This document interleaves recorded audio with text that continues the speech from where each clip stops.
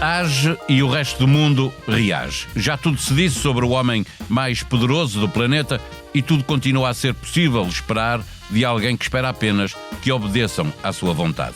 Não queria ninguém a meter-se na guerra, que com Israel ao seu lado ia ganhar facilmente num par de semanas, mas logo ameaçou os seus aliados europeus na NATO, mais o Japão, a Coreia do Sul e, pasme-se, a China, que se não enviassem navios para patrulhar a navegação no Estreito de Hormuz.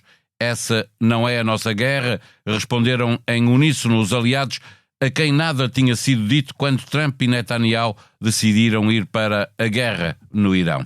A crise energética aí está, a afetar o andamento da economia e a fazer subir os preços não apenas dos combustíveis, mas de muitos outros produtos. Por cá, o Presidente da República não tem ainda formada a sua Casa Civil, como a Assembleia da República continua a mostrar-se incapaz de eleger os órgãos externos, como o Conselho Económico e Social, a Provedoria de Justiça, os Conselhos Superiores de Segurança Interna e de Informações, o Conselho de Estado ou o Conselho Geral da RTP. Mas é na eleição de 3 juízes do Tribunal Constitucional que tudo se joga, porque Montenegro e Ventura querem pôr o Chega a indicar o juiz que vai substituir um juiz que tinha sido indicado pelo PS. Os outros 2 tinham sido indicados pelo PSD e continuarão a ser indicados pelo PSD. Está com o Bloco Central uma conversa entre Pedro Marcos Lopes e Pedro Cisa Vieira, moderada por mim, Paulo Baldaia, com sonoplastia de Gustavo Carvalho. Olá, eu sou o José Maria Pimentel e sou autor do podcast 45 Graus. No 45 Graus trago para o microfone especialistas e pessoas com ideias que vale mesmo a pena ouvir, sobre temas como ciência, economia, política, filosofia ou sociedade. Sempre de forma descontraída e com tempo para conversar. É um espaço para aprender e pensar sobre o mundo de forma mais crítica. Novos episódios a cada 15 dias. Procure 45 Graus em qualquer aplicação de podcast. Viva Pedro Marcos Lopes. O PS pode aceitar um acordo para a eleição dos órgãos externos à Assembleia da República, mesmo que pareça que tem ganhos de causa em conselhos superiores, se o equilíbrio que existe desde o primeiro momento no Tribunal Constitucional for quebrado para o Chega indicar um juiz no lugar do juiz que tinha sido indicado pelo PS? Pode. Nós temos aqui uma situação, é rápido, nós temos de facto aqui estamos perante um irregular funcionamento das instituições, ou pelo menos não regular, que é diferente de irregular ou não regular, porque temos demasiadas instituições que são muito importantes para a democracia suspensas, a funcionar, mas não de uma maneira como deveriam funcionar. Tu destacaste o Tribunal Constitucional. Eu recordo que a Provedoria da Justiça está sem provedor há 14 ou 16 meses, salvo erro, não tenho há mais de um ano. Temos o Conselho de Estado, que também está suspenso. Bem, mas o Conselho de Estado também... Pode funcionar com os que estão eleitos. Não, isso podem funcionar todos. O próprio Presidente da República não indicou... Não podem funcionar todos, quer dizer, não é isso que está bem em causa, mas não funcionam como deveriam funcionar. É por isso que eu digo que não regular. O Conselho de Estado... Temos também este facto extraordinário, dois factos que eu acho, assim... notáveis, que é o diretor da Polícia Judiciária não ter sido ainda escolhido. Mas isso é uma competência do Governo, não tem a ver com estes terços. Sim, mas repara, há aqui um conjunto de situações irregulares ou não regulares, utilizando o termo, que me preocupam. Quer dizer, não acho muito normal que o diretor da Polícia Judiciária esteja há tanto tempo para ser designado, quando, na minha opinião, no momento em que o Governo vai buscar Luís Neves para ministro, já devia ter uma opção para a Judiciária. Por outro lado, também temos situações, também fora dos 2/3, peço desculpa, que ninguém percebe isto do Presidente da República, ainda não ter uma Casa Civil. Quer dizer, parece que estamos perante aquilo que mais temíamos a António José Seguro, que é a sua capacidade de decisão. Em relação ao Tribunal Constitucional, mais exatamente, nós temos aqui uma situação que é relativamente simples. Já percebemos que os 3 partidos não se entendem. O Chega, o PSD e o PS. Há um acordo de regime há muito tempo entre o PS e o PSD. Esse acordo de regime é normal que tenha agora uma alteração, pode ou tê-la. Percebo perfeitamente que o PSD ou o PS acham, bom, aqui temos outro jogador importante, até que tem mais deputados do que o PS. Portanto, aqui a situação é muito simples. O PSD escolhe o PS para designar os juízes do Tribunal Constitucional. Portanto, 2 para o PSD e 1 para o PS. Não é isso que está em causa. Isso era o que seria normal acontecer até agora. Certo, mas, agora, mas é uma escolha. Neste momento é uma escolha. Rompe-se o pacto e há uma escolha. Ou o PS e o PSD com o LIVRE ou com a Iniciativa Liberal. Eu sei que o LIVRE já se dispôs a aceitar a hipótese de ser PS, PSD e o LIVRE. O LIVRE obviamente não quer nenhum juiz, mas então seria a situação, digamos, normal de 2 juízes para o PSD e 1 juiz para o PS, ou então o PSD faz uma, digamos, votação que seja com o Chega e com a Iniciativa Liberal. E escolhe 2 deputados, e escolhe 2 juízes e dá 1 ao Chega. O que era normal de antes era, mesmo que fossem 2 juízes do Partido Socialista ou do PSD, se o PSD quisesse dar 1 ao CDS, aconteceu muitas vezes, como aconteceu, com o CDS, com o Bloco de Esquerda, exatamente, com o PCP. ou o PS da mesma maneira. Quer dizer, não parece que isto seja viável, porque agora as situações parece que se extremaram, portanto o PSD vai ter de escolher. Eu espero, isto agora é a minha opinião pessoal, eu espero, ao contrário de muita gente, e até gente que eu respeito muito a opinião, que o PSD tenha a presença de espírito de escolher o PS e o LIVRE, o PS e o LIVRE ou a Iniciativa Liberal para escolher os juízes e não pôr alguém que o Chega já disse que queria um juiz que fosse alinhado com as suas ideias e as suas ideias são uma outra opção contra a Constituição. Pode eleger, o Chega pode indicar um juiz na cota, como sempre aconteceu, na cota do PSD. Mas isso foi o que eu disse. Cisa Vieira, com esta mudança a composição à partida passa a ser favorável à direita por 6-4, com a cooptação de mais 3 juízes pode vir a ser de 8-5. Estão a transformar o Tribunal Constitucional num tribunal político ao estilo do Supremo Tribunal nos Estados Unidos. Quer dizer, acho que isto não é uma maneira de colocar a questão, se me permites. Claro, eu faço perguntas, tu respondes. Nós temos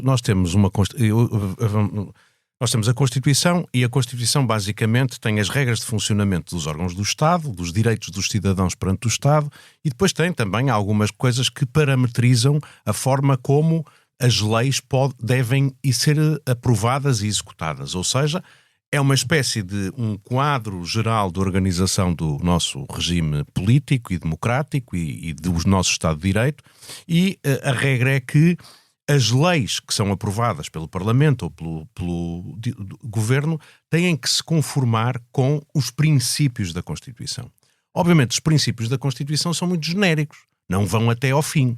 E, portanto, é impossível nós, com toda a clareza, podermos dizer esta norma que agora foi aprovada pela Assembleia da República, este decreto-lei que agora, a propósito de um litígio que chega a um tribunal que está aqui, nós podemos dizer que, afinal, aquilo que foi aprovado não está exatamente de acordo com a regra constitucional ou com os princípios que decorrem da Constituição.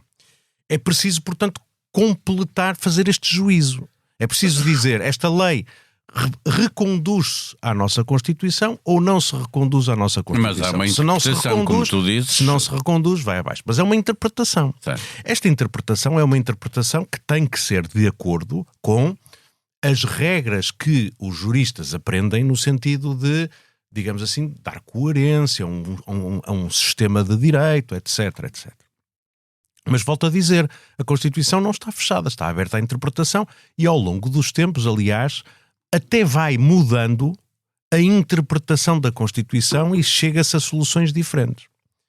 É preciso, portanto, que haja um órgão, que não sejam só os órgãos de legislativo, o poder que num determinado momento tem uma maioria parlamentar, que vai mudando necessariamente, que seja capaz de, olhando de fora, dizer isto está de acordo com a Constituição e isto não está. Tu tens a maioria no Parlamento, podes querer aprovar uma lei sobre a eutanásia, mas nós entendemos que isto não é conforme aos princípios da Constituição, enviamos isso para o Tribunal Constitucional e o Tribunal Constitucional avalia segundo o direito. O direito nunca é uma coisa exata e por isso o Tribunal Constitucional é um tribunal, aplica a nossa lei fundamental de acordo com as regras da ciência do direito, mas obviamente falo de uma forma que não é pré-determinado. Sim, mas não podemos ignorar que há um debate no próprio Tribunal Constitucional e na política. Há um debate. Sobre sempre que há uma lei, podemos estar sobre qualquer realidade física ou intelectual, nós podemos ter discussões a ver o que é que exatamente corresponde àquela realidade. Portanto, isto é sempre aberto à interpretação, e aquilo que em todos os países do mundo existem são órgãos que são capazes de controlar a constitucionalidade das leis. No nosso Tribunal Constitucional, e portanto, o que é que se quer? Quer-se que a Constituição seja uma coisa que está acima das maiorias do momento, e quer-se que o Tribunal também esteja acima das maiorias do momento. E, portanto, há uma prática. O que é que a Constituição determina? Que os juízes do Tribunal Constitucional são eleitos por 2/3 dos deputados, e a prática constitucional, para evitar impasses nas eleições, tem sido que os dois principais partidos que tradicionalmente tinham 2/3 dos votos se entendiam contra a composição. E, como tu dizias, era muito vulgar que alguns desses partidos dissessem assim: olha, temos aqui um grupo parlamentar do partido, do Partido Comunista, à direita, que vamos incluir na nossa cota uma pessoa, e todos votavam disto, ou do CDS, ou seja lá o que for. O que é que, portanto, não é um órgão político, mas, e mais do que isso, nós muitas vezes vimos que o Tribunal Constitucional decidia contra uma lei que era aprovada por uma determinada maioria, e que os juízes que tinham sido indicados por aquela maioria até votavam contra. Sim, é conhecida a história de Mário Soares, a ver quem aqui é de férias. Houve uma senhora que trabalhou comigo e contigo, Paulo Baldaia, que fez a tese de mestrado sobre isso, provando que o que o Pedro Cisa Vieira está neste momento a dizer foi Ana Catarina Santos. É um tribunal, obviamente decide sobre questões que são politicamente controversas, mas é um tribunal e tem que o continuar a ser. Sim, e o que os constituintes quiseram... Há um equilíbrio que está estabelecido e que vai deixar de existir. O equilíbrio era pensado para uma circunstância em que havia dois grandes blocos e dois grandes partidos que no seu conjunto tinham 2/3 dos deputados em efetividade de funções, e que sozinhos podiam determinar estas eleições. E podiam depois, era um entendimento, uma prática constitucional saudável, dizer vamos tentar dar mais representatividade ao Tribunal, e ainda hoje temos juízes que são mais próximos do CDS, mais próximos, ou melhor, quando foram indicados com esta sensibilidade. Não quer dizer que sejam militantes ou que decidam apenas segundo as suas preferências. A interpretação que fazem é de acordo com o seu pensamento político, obviamente. O seu pensamento jurídico. Ok? Jurídico ou político, ou jurídico ou constitucional, se quiseres. Não tem que ser todos juristas. Não queremos que tem que ser todos juristas, devem ser todos juristas. Juízes, desculpa. Não queremos que o Tribunal Constitucional deixe de ser um tribunal e passe a ser, pura e simplesmente, uma câmara de ressonância política, em que os juízes prescindem de serem juristas e dizem: olha, o meu partido diz isto e, portanto, eu vou sustentar isto. Isso é uma subversão completa. Dito isto, há aqui uma realidade nova. É que o PS e o PSD já não têm 2/3 dos deputados.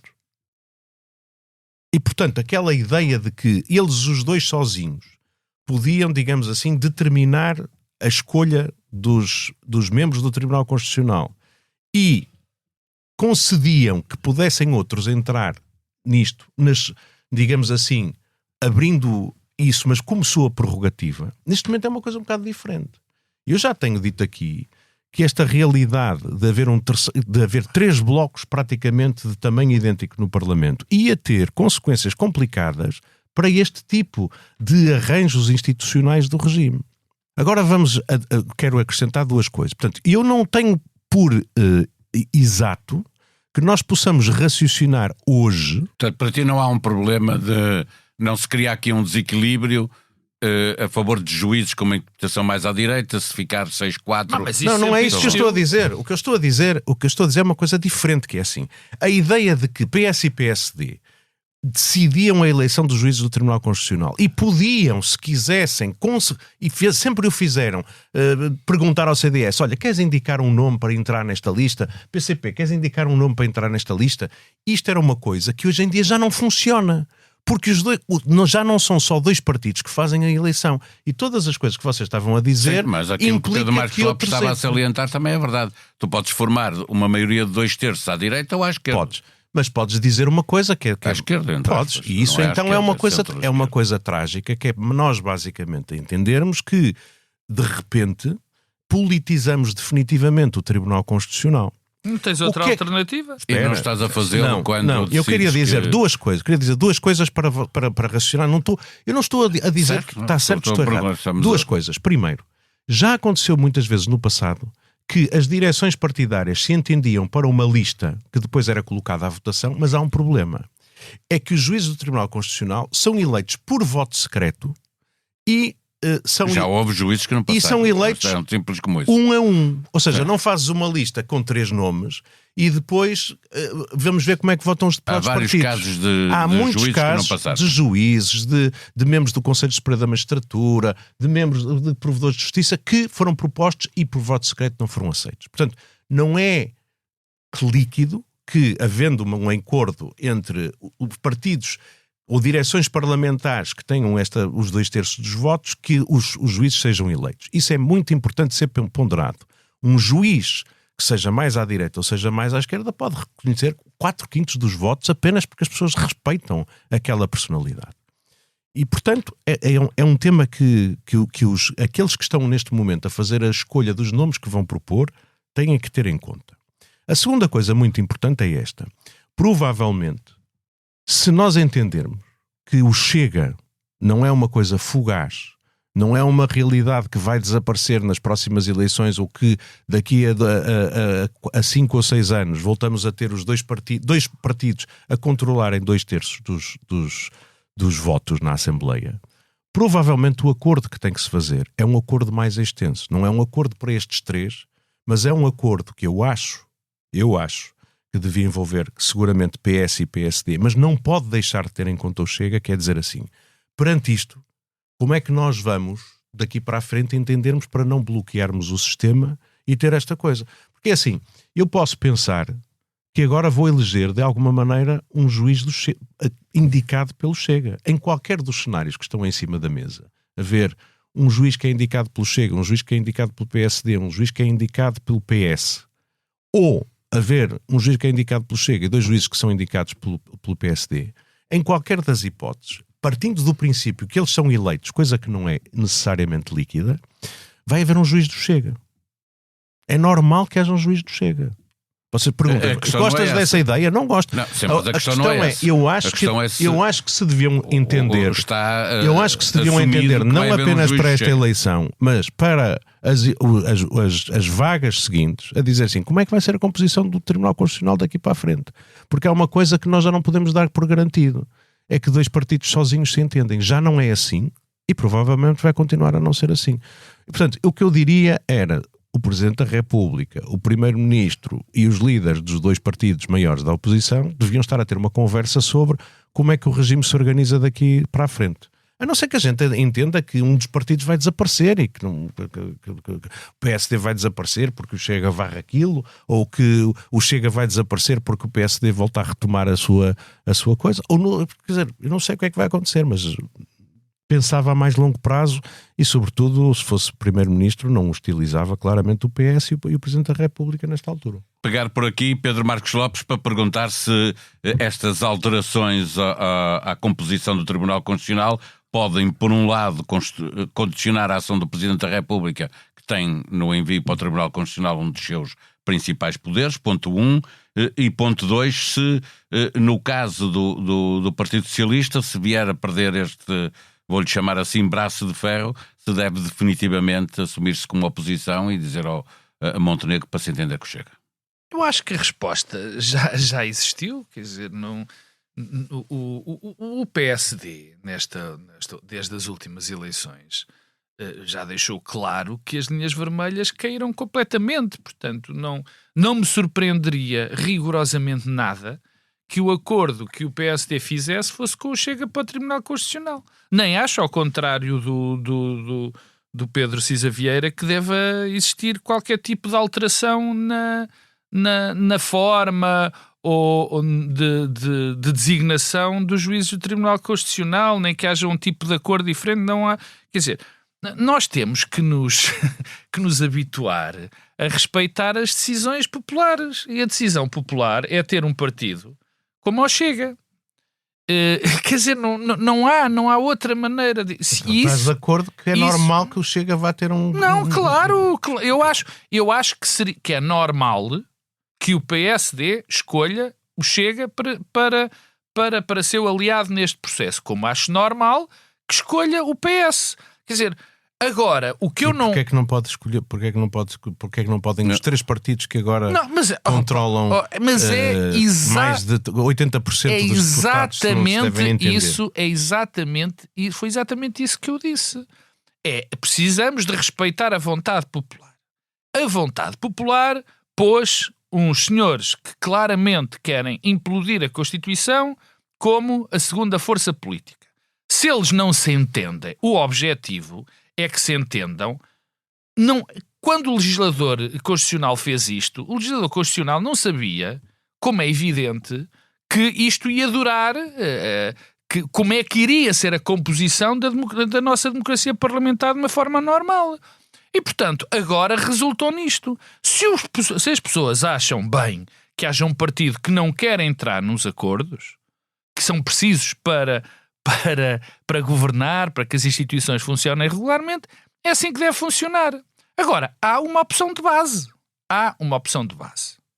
Se o PSD quer ou não quer ter como aliado o Chega. E daí a minha pergunta. O PS, portanto, deve deixar isso claro e... Eu acho que é um problema. E passar a ter uma outra oposição? Essa pergunta faz todo o sentido. Que eu acho que é uma pergunta que José Luís Carneiro teima em não responder de uma maneira absolutamente clara.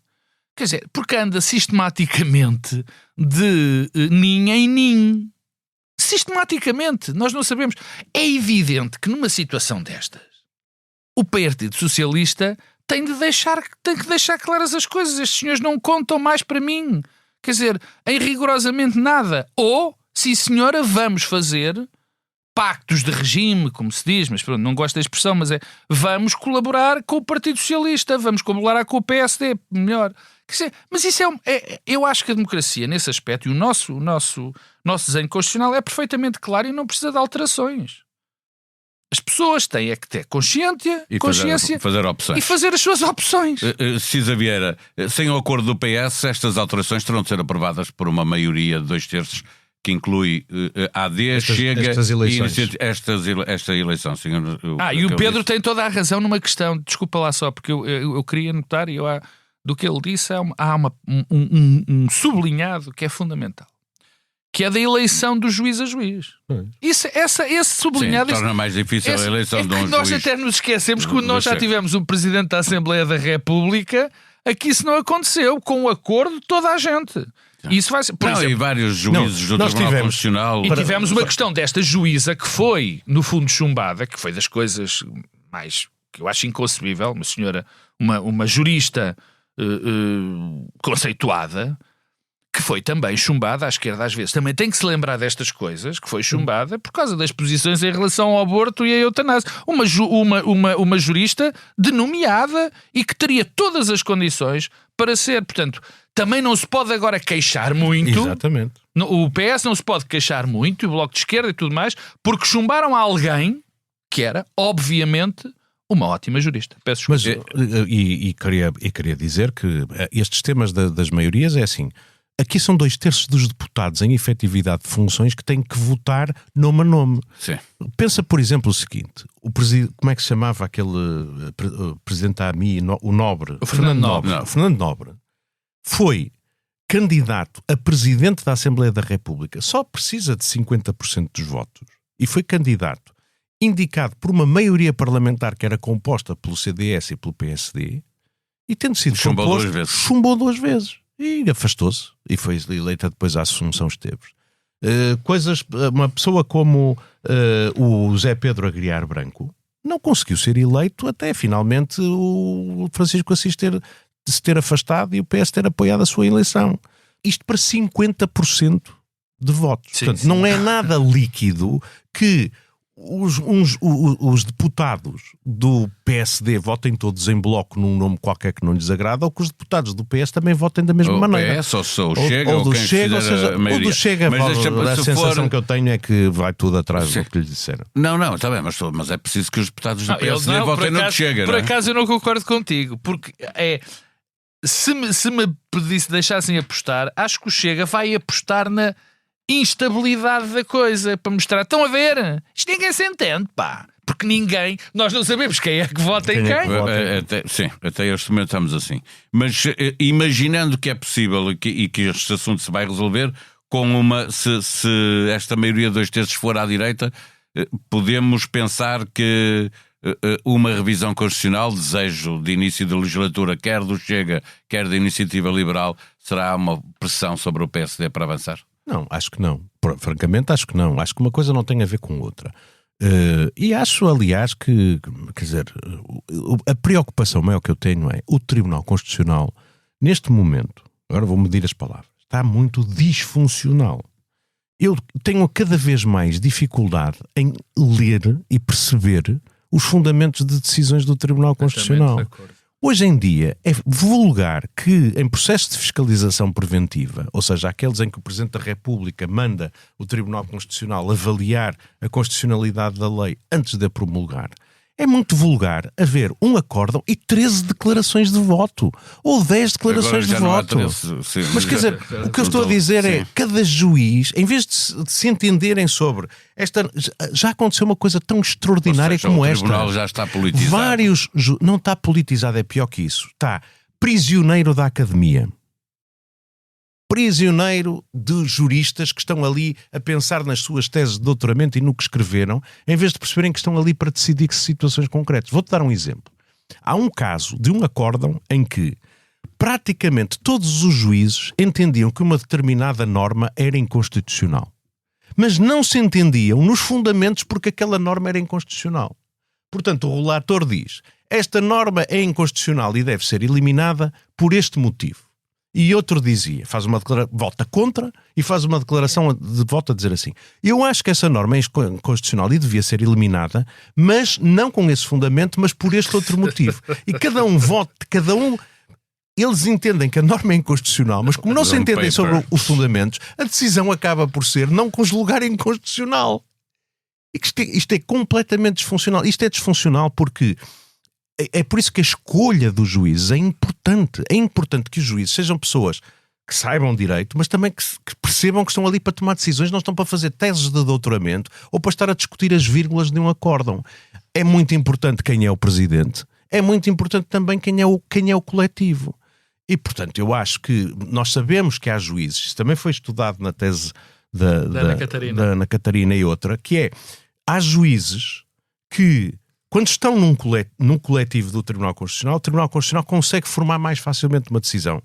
E quando eles não estão, o Tribunal Constitucional perde-se nestas quesilhas. Portanto, até nestas coisas se percebe a influência de termos uma pessoa que saiba construir um consenso e um entendimento na discussão, até uma coisa que não se chega lá. Portanto, neste momento é muito disfuncional o Tribunal Constitucional e eu tenho medo que com esta coisa de agora um juiz que, sei lá, se é radical, se vai ser não sei o quê, ainda fique mais disfuncional e incapaz de tomar decisões. É que a propósito da politização do Tribunal Constitucional, li ontem uma notícia que dava conta de que PSD e CDS, no 25 de novembro, com a história das rosas brancas e dos cravos vermelhos, salientavam que o Presidente do Tribunal Constitucional estava com um cravo vermelho e, portanto, achavam... Isto é para onde chegava o ponto. Olha, eu só espero que os juízes, aqueles que venham a ser eleitos no Tribunal Constitucional sejam bons juristas, sejam pessoas sensatas e que não tenham problemas e passassem o crivo do fit and proper que nós agora exigimos, que não tenham problemas com a justiça, que sejam pessoas fidedignas, porque a função que esse candidato assumem já não vai ser candidato do Chega. Não sei do que é que estás a falar. Antes de passarmos às questões internacionais que estão a ter repercussão forte na nossa vida, queria ouvir, Pedro Marcos Lopes, a opinião sobre a debandada de vereadores do Chega, que é uma das notícias que marca esta semana e, portanto, convém não não deixar passar em claro, embora não tenhamos muito tempo para discutir. Apenas 5 meses depois das eleições autárquicas, o que é que está a acontecer? Podemos olhar disto de duas formas. A forma benigna é de que o Partido Chega cresceu muito depressa e está com problemas de crescimento.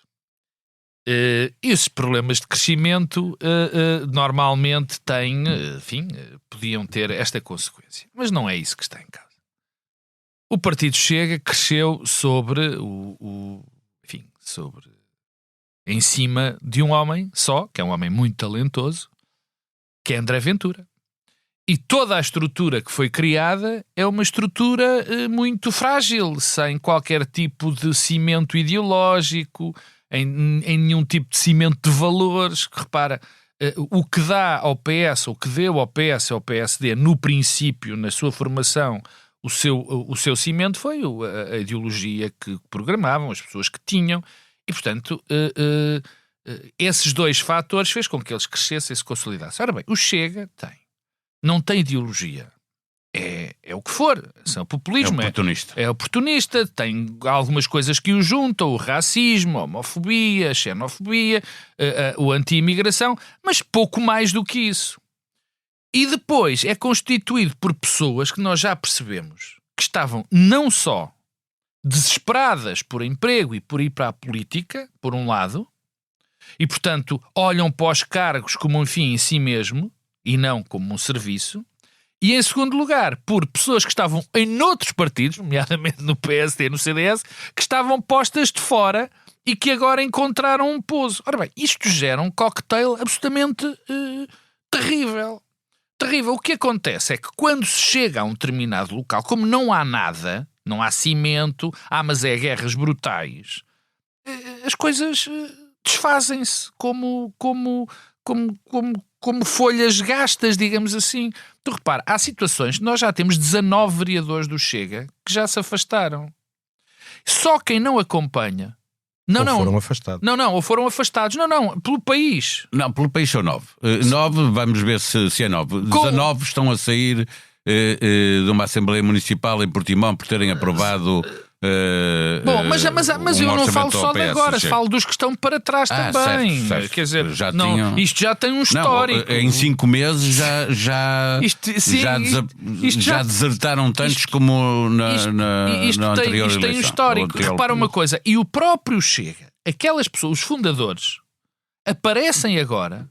Por exemplo, uma senhora que por acaso não é da minha família, mas tem o mesmo apelido que eu, a Fernanda Marques Lopes, o Nuno Afonso. São pessoas que vêm para a praça pública fazer denúncias sobre o que se passa no Chega, terríveis. E só para acabar, eu vou acompanhando, é a única parte que eu acompanho com algum interesse no Facebook, que é as redes sociais do Chega internas, quer dizer, nas páginas. Vocês não têm do que é aquilo em relação uns aos outros, não? O insulto para fora é uma coisa absolutamente notável. Só um exemplo para quem nos ouve...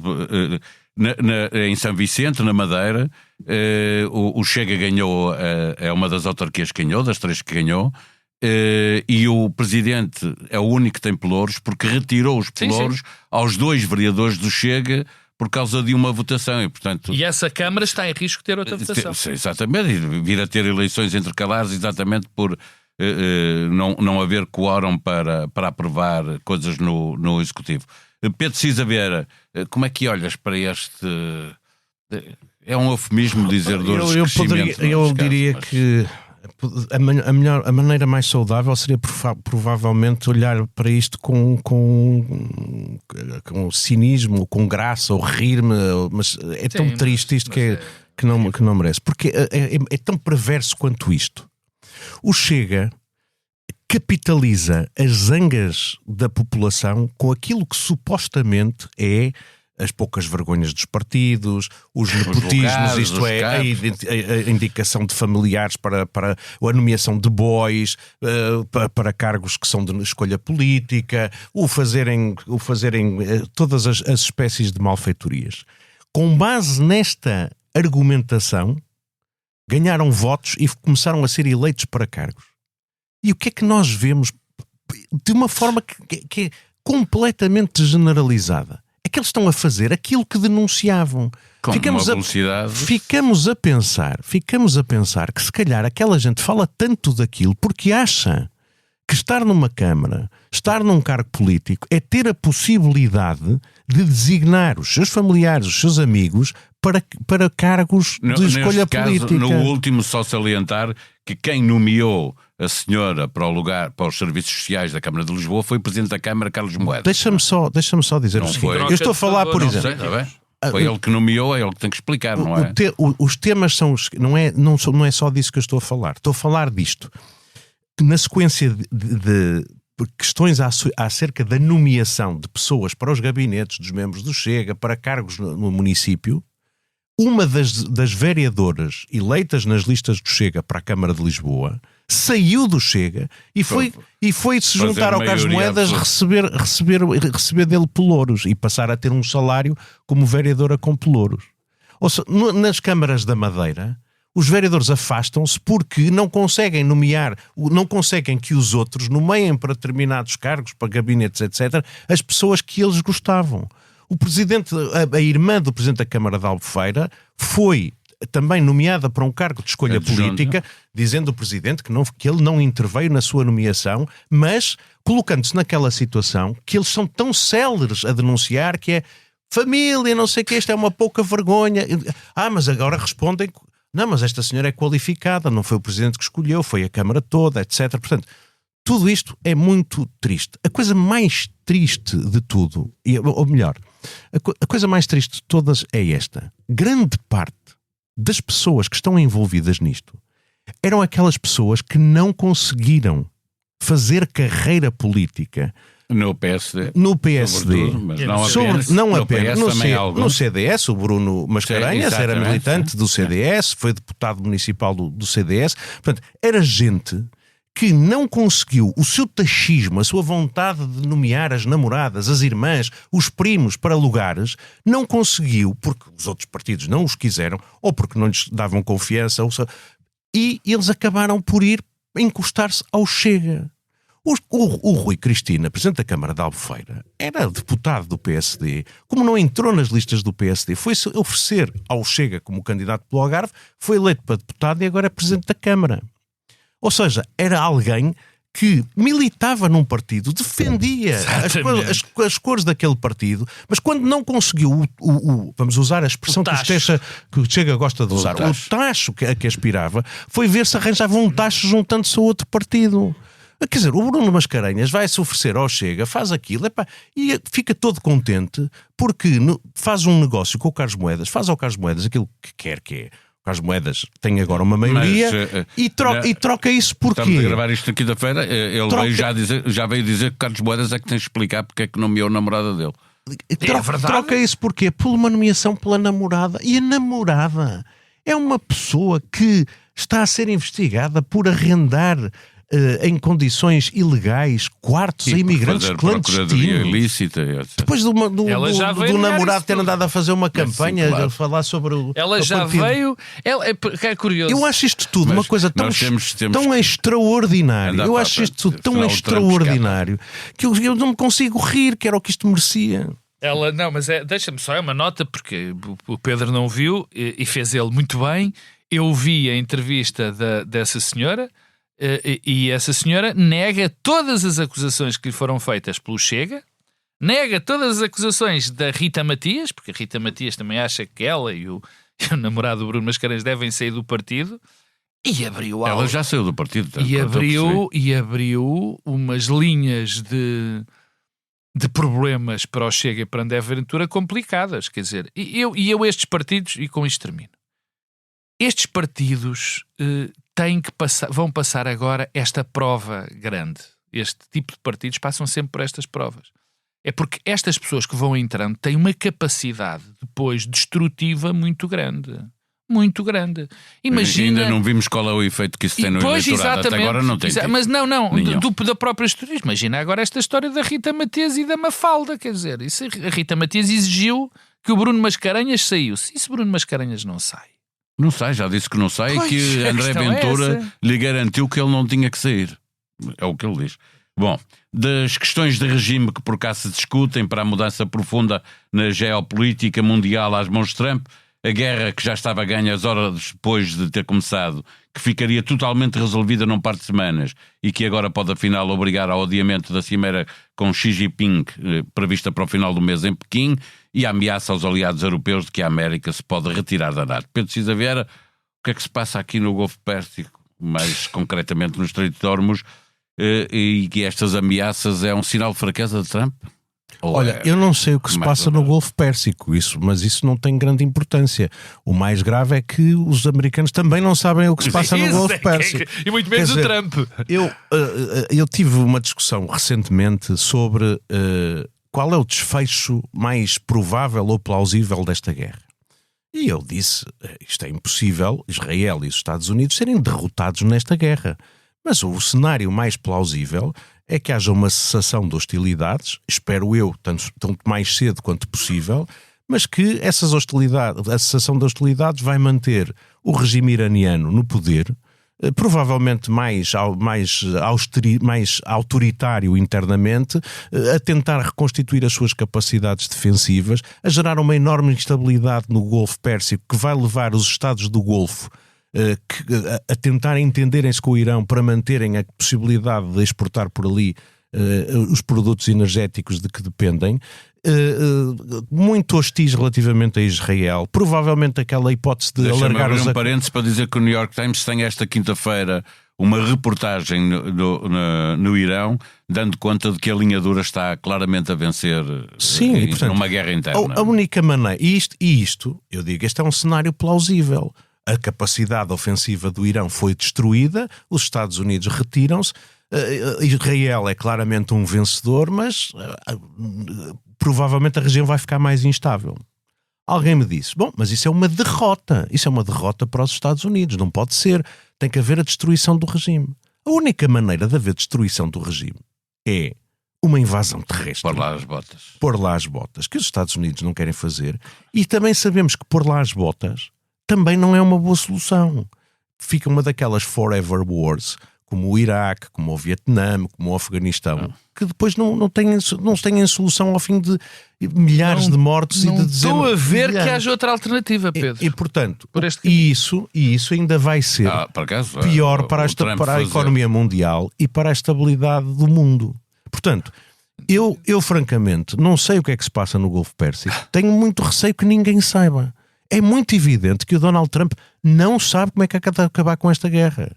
Tanto diz que vamos continuar os nossos ataques ainda com maior intensidade. Já obliterou aquilo uma série de vezes. Como diz aos seus aliados, e mesmo aos seus rivais como a China, ajudem-me. China, venham para aqui para o Golfo. Não é que ele precisa, era só para testar. A China é só um parceiro estratégico do Irão. Isto é uma coisa muito, muito clara, que é assim, quando não há uma clareza de objetivos políticos relativamente a uma guerra, é muito difícil depois saber como é que ela acaba. E aqui claramente não houve essa clareza de objetivos. Os militares americanos são extraordinários, uma capacidade ofensiva muito grande, uma capacidade de planeamento muito grande, mas quer dizer, estão a fazer ali o quê?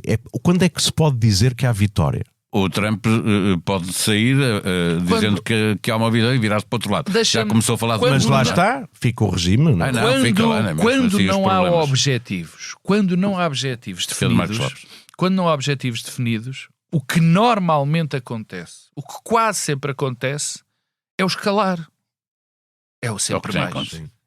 Isso normalmente é por isso quando eu digo, para surpresa vossa, que eu acho que é praticamente inevitável o boots on the ground, ou seja, irem tropas, é nesse sentido. É quando não tens objetivos, o escalar é quase inevitável. E temo que haja a loucura... A ameaça que o Trump está a fazer, não é essa? É de bombardear todo o gás e o petróleo do Irão? A ameaça hoje já é outra, que é uma espécie de ameaça. Deixa-me só acabar da questão do escalar. Eu, por exemplo, acho que a ilha de... Ajudem-me, Karg, acho que parece-me, pelos sinais que vou vendo, que há uma espécie de uma pulsão para achar que pomos só aqui estes marines a tomar da ilha de Karg e a coisa resolve-se. Imaginem a loucura, quer dizer, e eu estou a falar, é um suponhamos, como diz o outro, que é exatamente, como dizia o Cisa, que é exatamente o que se está a passar nos Estados Unidos. Mas o primeiro ponto, porque eu disse-vos que ia dizer isto, sim, hoje há um tweet, agora não sei como é que no Truth Social hoje, se diz. quinta-feira, sim. Sim, no Truth Social se diz que onde o Trump vem dizer: mas já viram esta malandrice que os israelitas fizeram? Foram bombardear a ilha de Karg e não nos avisaram. E depois os iranianos foram bombardear Kuwait, o Oman, salvo Qatar, erro. Foram o Qatar. Kuwait, Qatar e Arábia Saudita. Eu já disse aos israelitas: não voltem a fazer isso, porque fizeram isto. E para quem nos está a ouvir, isto é isto que ele escreveu. Não podem, eu já disse aos israelitas para não fazerem. Mas também se os iranianos voltam a responder, a gente vai lá e arrasa aquilo tudo. Quer dizer, estamos neste nível, portanto ninguém sabe o que acontece. Há só uma coisa que é um facto: o Irão está a ganhar a guerra. Não podes dizer uma coisa dessa. Não é. O Irão está a cumprir o seu objetivo. É uma coisa diferente. Está a tentar cumpri-lo. O regime está a tentar sobreviver e fazer alastrar o impacto. A dor económica. O regime iraniano tem só um objetivo: sobreviver. E o que é que está a acontecer é que o Donald Trump e os Estados Unidos estão não só a legitimar este governo face às suas próprias populações, não só o está a legitimar, como lhe está a dar força. Quer dizer, o que Trump consegue é fazer com que um regime absolutamente torcionário, um regime miserável como é o regime iraniano, cada vez tenha mais força. E não, é muito simples. A outra alternativa é a anarquia. Ou seja, se não for essa, se isso não acontecer no Irão, ou seja, dar mais força ao regime que está, o que vai acontecer é... Está a torná-lo mais duro, não quer dizer que seja mais força. Torná-lo... Seja, retirou o poder naval, o poder aéreo, etc. Mas não é essa força que eles precisam do regime. Não, é interna. A força que eles precisam é interna, sim, Paulo. A questão é essa. Eles estão a cumprir os objetivos, estão com capacidade de atacar os vizinhos. Quais objetivos? O Irão está a cumprir o objetivo. Claro, é isso que eu digo. Tem capacidade de atacar. Claro. Não, mas o que eu digo é, eles estão a conseguir perpetuar-se, entre aspas, no regime, no Irão. E depois há outro aspecto. Se não são eles que fazem isso, o regime explode. Vamos imaginar que o regime explode. E quando explodir, não vai ser para instituir uma democracia ocidental. Vão ser milhares de milícias diferentes, étnicas e outras, que se vão dar a gladiar. Quem é que gosta disto? Quem está a ganhar de facto a guerra? Mais do que o Irão. Israel, porque Israel vai ser o único, depois com aquilo tudo destruído, com o Israel a bombardear, com o Irão a bombardear Oman, quem é que é o único que está forte e coeso? É a única potência nuclear do Médio Oriente, ou seja, Israel. Temos que correr atrás do tempo. Olhemos para a reação dos países europeus, sintetizada na frase "esta guerra não é nossa". Cisa Vieira, Trump ficou a saber que quem exige vassalos perde aliados? Sim, quer dizer... Começa a Trump a perceber que, de facto, em muitas ocasiões, uma nação, um Estado como os Estados Unidos, que têm interesses globais, não podem responder a tudo sozinhos. Aliás, era esta, segundo parece, a lição que J.D. Vance dizia que os americanos tinham aprendido e que os tinha levado a eleger Trump. Não podemos ir a todas, portanto, mais vale ficar aqui. Trump esqueceu-se do não podemos ir a todas, quer ir a todas, mas agora está cada vez mais sozinho. A confiança entre os aliados degradou-se completamente. Quer dizer, esta guerra foi iniciada sem sequer consulta aos aliados, que são aqueles que estão a ter mais impactos. Japão, Coreia, os europeus, etc. Estão a sofrer as consequências económicas da guerra. Eu acho que isto pode correr bastante mal, porque se a guerra escalar, se os Estados Unidos invadirem o Irão, se os Estados Unidos não conseguirem evitar a proibição, a impossibilidade de circulação no Estreito de Hormuz, é muito fácil de se conseguir. Quer dizer, basta que haja um drone a atingir um em cada 100 navios que por ali passa para ninguém se querer fazer. Claro. Mesmo que a probabilidade de atingir isso que está a aquilo acontecer, seja baixa, as pessoas não vão fazer, não tem vão havido retomar a muitos navios circulação. atingidos, não é? Isto é 1/5 do petróleo e do gás natural do mundo. A China não pode assistir a isto tranquilamente. A China, claro, vai comprar à Rússia, vai pagar o que for de petróleo à Rússia, mas quer dizer... Sim, mas tem limites, é uma questão de tempo, não é? Isto tem muitos limites, quer dizer, portanto, isto é mesmo brincar com o fogo, e portanto eu francamente receio o pior. Eu disse-vos desde o primeiro momento que há uma coisa que provavelmente me enganei. Eu julgava mesmo que Trump não ia iniciar guerras, mas isto é de facto uma pessoa demente. Mesmo dentro da sua administração há muita gente que não percebe como é que Aquilo começa a ficar difícil para ele também. começa a ser muito difícil, mas de facto isto é uma coisa perigosíssima e temos aqui uma pessoa, louco que Pedro Marcos Lopes, antes de irmos já à questão económica, perguntar também sobre os europeus que estão a reagir bem. Há um Conselho Europeu para tentar hoje, colocar a Europa como mediadora. Eu vi hoje uma entrevista que eu recomendo devido ao tipo de gente, para que as pessoas percebam o tipo de gente que está em causa nisto. Como nós sabemos, até aliás estava no nosso alinhamento, o secretário, o responsável pelo contra-terrorismo demitiu-se. E a chefe dele veio a explicar na quarta-feira à noite, já em Portugal, que a única pessoa que pode definir ameaça iminente é o Presidente, e não outra pessoa qualquer. Portanto, os serviços secretos não servem para nada, basicamente. Esse senhor, o chefe do contra-terrorismo, demitiu-se por ser contra, porque achava que não havia razão nenhuma para esta guerra com o Irão. Mas dá uma entrevista hoje que eu recomendo ao Tucker Carlson, que é um grande ex-grande apoiante do é um ex... Quer dizer, eu acho que ele continua apoiante, mas é contra a interferência. Onde este senhor, que foi chefe da política de contra-terrorista, além de dizer as coisas que já disse e que pareciam lógicas, subitamente começa com esta história. Bom, a dar a entender que aquele tipo que foi assassinado da política de extrema... o tipo que foi... Sim, o Kirk, o Charles Kirk. O Charles Kirk, que tinha sido assassinado. A dar a entender que ele foi assassinado não por gente extremista de esquerda, mas sim pela base mágica. Ele dá a entender, ele insinua.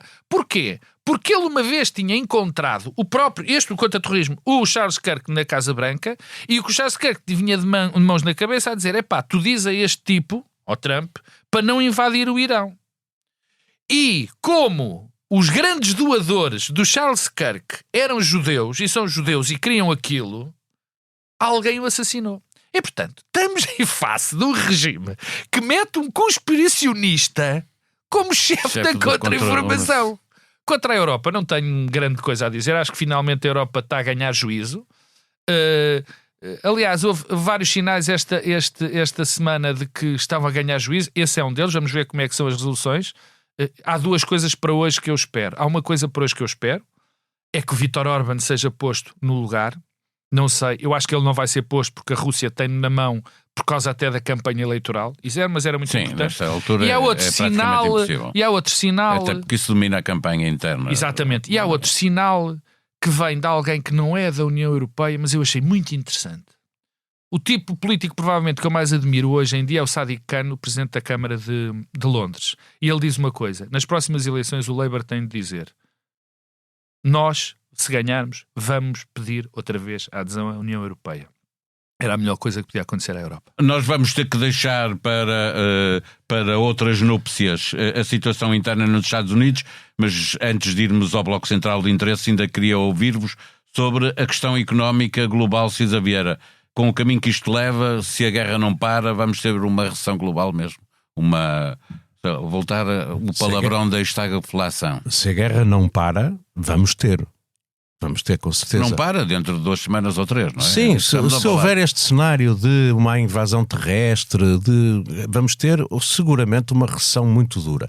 Neste momento já é quase inevitável, o petróleo está outra vez a aproximar-se de $120, mesmo que as hostilidades cessem nas próximas 2, 3, 5 semanas, já não conseguimos escapar a um choque inflacionista pelo lado da oferta, que, como sabemos, tem impactos económicos e políticos terríveis. As populações detestam a inflação, votam contra os governos do momento se houver inflação. Não adianta sequer que os governos gastem muito dinheiro, como são inevitavelmente tentados a fazer para amortecer o choque inflacionista. A verdade é que as consequências políticas são terríveis e as consequências económicas também. Perda de confiança para o investimento, subida das taxas de juro, etc. Tudo isso deprime a procura, tudo isso tem um efeito muito terrível. Não é tanto, no caso da Europa, a questão de não termos energia. Nós temos fontes de energia alternativas, nós não importamos muito petróleo do Golfo. Mas como os preços são globalmente definidos, é inevitável que... Quer dizer, os próprios Estados Unidos, que são exportadores de gás e de petróleo, são exportadores líquidos, têm mais produção do que aquela que consomem, ainda assim, como aquilo é uma mercadoria que tem um preço fixado globalmente, também estão a sentir isso. Portanto, se a guerra não acaba rapidamente, nós teremos uma recessão profunda. Em qualquer caso, já não vamos escapar a um pequeno choque inflacionista este ano. Pedro Marcos Lopes, para fecharmos com esta questão, a economia é um navio cruzeiro para parar. Demora, mas quando parar também demora a arrancar. É exatamente essa a minha linha de raciocínio. O que aconteceu, o que já aconteceu, vai ter efeitos económicos grandes. O que ainda pode acontecer pode ter efeitos catastróficos. Que, repara, a interrupção, o que gera muitas vezes, quase sempre, inflação. Já sabemos a inflação, a definição é a subida dos preços. A estagflação de que tu falaste. Subida dos preços com paragem da economia. Com paragem da economia. Recessão, para ser mais exato. Enfim, esse cenário, quer dizer, quando tu interrompes as linhas de abastecimento, e é o que está a acontecer, porque a questão do petróleo, e nós falamos muito do preço do petróleo e do gás, sei perfeitamente, tanto tu como a Pedro Cisa Vieira sabem disso, né? E provavelmente as pessoas que estão a ouvir, acho que as pessoas que estão a ouvir também o sabem. Só para lembrar que não é o que está em causa quando os preços do gás e do petróleo, é todo o efeito que isto tem na economia global. Porque para transportar nabos é preciso petróleo. Portanto, para regar é preciso eletricidade, e o preço do gás determina o preço da eletricidade. Isto gera...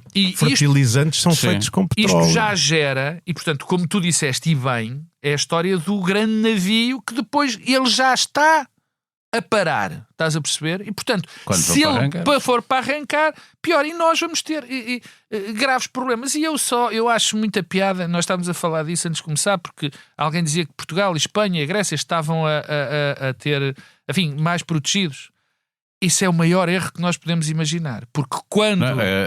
Sim. Uma análise feita pelo New York Times. Eu sei. Só que Portugal, Grécia e Espanha. Só que o problema é que as economias mais fracas, quando há grandes crises, são sempre as que mais sofrem. Portanto, isso, na minha opinião, é um erro. Não falemos da tragédia que se está a passar no terceiro mundo, nos países asiáticos, onde já não tem energia para cozinhar, onde as universidades estão a fechar. Fechadas no Bangladesh, por exemplo, e no Paquistão. E depois provavelmente vamos ter mais imigração por causa disso. Vamos ter que... E é a Europa que sofre. Deste lado é para a Europa que acontece. Estamos a chegar ao fim de mais um episódio do Bloco Central. Fechamos, como sempre, com as propostas culturais dos nossos comentadores residentes, livros para ler, música para ouvir ou teatro e cinema para ver.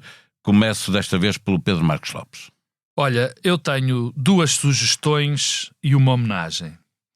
A primeira sugestão é a exposição sobre os 30 anos do Teatro Praga, na Católica do Porto, que se chama UAU, com a curadoria do Nuno Crespo. É uma exposição ótima sobre os 30 anos da nossa grande companhia teatral, inovadora, que trouxe tantas coisas novas e continua a trazer ao nosso teatro e à nossa cultura em geral. A segunda é um livro de um amigo de nós os três, acho que posso dizer que nós os três o admiramos, o Ricardo Alexandre, da TSF. É um grande jornalista, é um homem que sabe muito de política internacional, mesmo muito, e escreveu um livro que está a sair agora, mesmo na MUS, que é Tudo sobre o Irão. Recomendo, sem ter lido, mas vou lê-lo porque sei o que ele conhece desta zona do mundo. A terceira, eu tenho a sorte, eu sou um grande privilegiado, a vida tem-me dado, nunca chegarei a agradecer o privilegiado que eu sou, mas um dos maiores, se não o maior privilégio que eu tenho, e que vocês não têm, é que eu tenho o meu pai vivo, de boa saúde, e que me ajuda muito, muito, muito. E é o tipo que eu mais gosto no universo. E como ele hoje é o dia do pai, eu dedico-lhe a Canção de Embalar, que é a música favorita dele, a Canção de Embalar do Zé Afonso. Um abraço para o teu pai, eu já não posso mandar para o meu. Eu também não posso mandar para o meu, mas mando para o pai do Pedro Marcos Lopes. Então, e agora, Cisa Vieira, as tuas propostas. Duas coisas. Esta sexta e sábado os Trovante vão dar um concerto. Vou estar lá no sábado.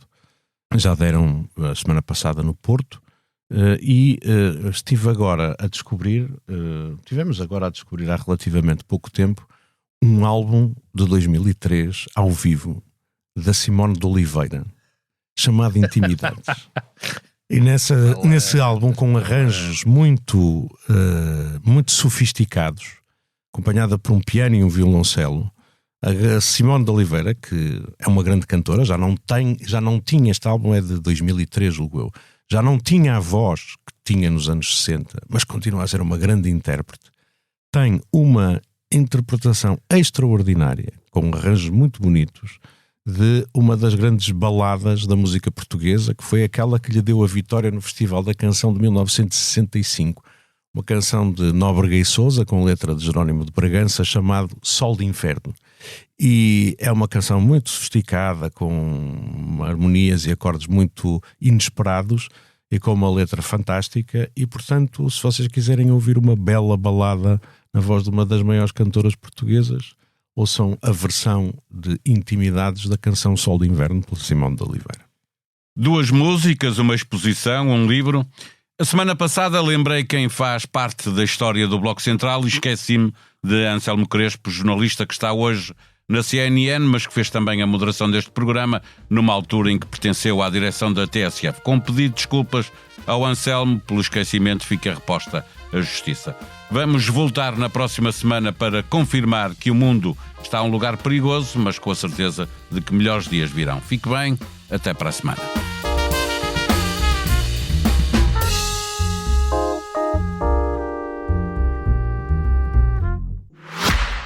Olá, eu sou o José Maria Pimentel e sou autor do podcast 45 Graus. No 45 Graus trago para o microfone especialistas e pessoas com ideias que vale mesmo a pena ouvir, sobre temas como ciência, economia, política, filosofia ou sociedade. Sempre de forma descontraída e com tempo para conversar. É um espaço para aprender e pensar sobre o mundo de forma mais crítica. Novos episódios a cada 15 dias. Procure 45 Graus em qualquer aplicação de podcast.